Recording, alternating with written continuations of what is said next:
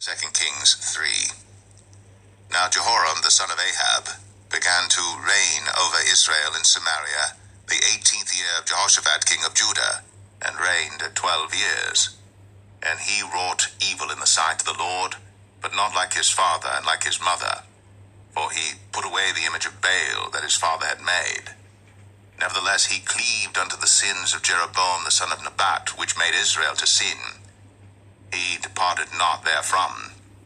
And Mesha king of Moab was a sheep master, and rendered unto the king of Israel 100,000 lambs and 100,000 rams with the wool. But it came to pass, when Ahab was dead, that the king of Moab rebelled against the king of Israel. And King Jehoram went out of Samaria the same time, and numbered all Israel. And he went and sent to Jehoshaphat the king of Judah, saying, The king of Moab hath rebelled against me. Wilt thou go with me against Moab to battle? And he said, I will go up. I am as thou art, my people as thy people, and my horses as thy horses. And he said, Which way shall we go up? And he answered, The way through the wilderness of Edom. So the king of Israel went, and the king of Judah, and the king of Edom, and they fetched a compass of 7 days' journey. And there was no water for the host, and for the cattle that followed them. And the king of Israel said, Alas, that the Lord hath called these 3 kings together to deliver them into the hand of Moab. But Jehoshaphat said, Is there not here a prophet of the Lord, that we may inquire of the Lord by him? And one of the king of Israel's servants answered and said, Here is Elisha the son of Shaphat, which poured water on the hands of Elijah. And Jehoshaphat said, The word of the Lord is with him. So the king of Israel and Jehoshaphat and the king of Edom went down to him. And Elisha said unto the king of Israel, What have I to do with thee? Get thee to the prophets of thy father, and to the prophets of thy mother. And the king of Israel said unto him, Nay, for the Lord hath called these 3 kings together to deliver them into the hand of Moab.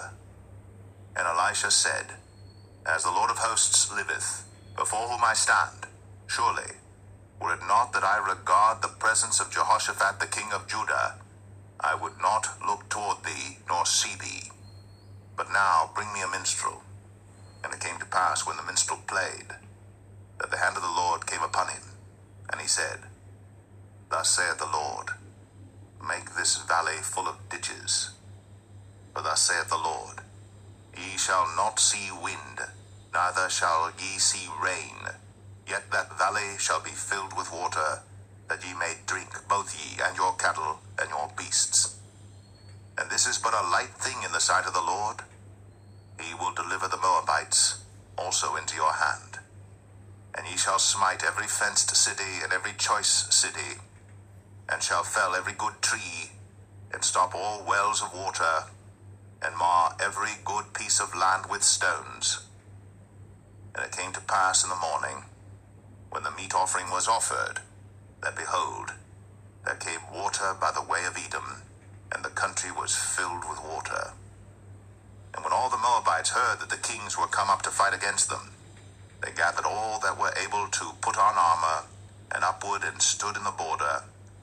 And they rose up early in the morning, and the sun shone upon the water, and the Moabites saw the water on the other side as red as blood.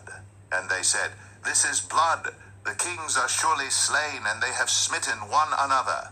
Now therefore, Moab to the spoil. And when they came to the camp of Israel, the Israelites rose up and smote the Moabites, so that they fled before them. But they went forward, smiting the Moabites, even in their country.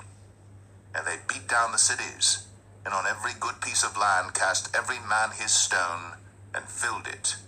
And they stopped all the wells of water, and felled all the good trees. Only in Kir Hareseth left they the stones thereof. Howbeit the slingers went about it, and smote it. And when the king of Moab saw that the battle was too sore for him, he took with him 700 men that drew swords, to break through even unto the kings of Edom, but they could not. Then he took his eldest son that should have reigned in his stead, and offered him for a burnt offering upon the wall. And there was great indignation against Israel, and they departed from him and returned to their own